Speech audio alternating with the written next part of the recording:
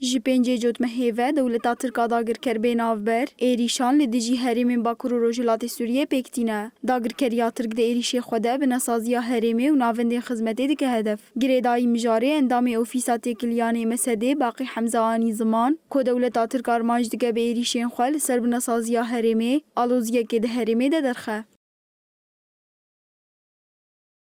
داوی اوی روز اوریش کن حال دیجی بنیاد تحتیت خزن براسیجی او دخوازی الویده وکا آلوزی که دخل خوازی او ازما خوی داخلی گو نواوی ده های ازماوی عبوری ازماوی درخی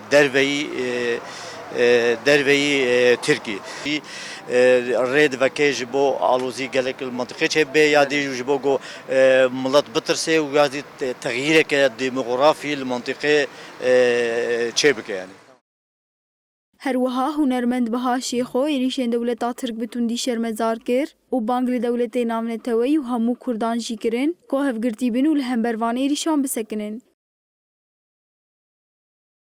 êrişa em şermezar dikin.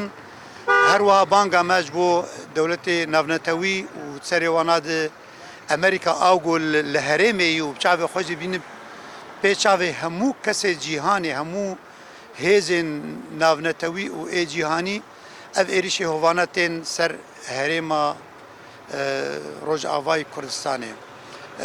Di vir de jî ez karim bê bang sereke jî bo hemû hêzên menî tevgera siyasî ê Kurdî li her cihî gerek bi yek helwest bin bi yek deng bin da gokaribin rê li bervan êrişa bigirin.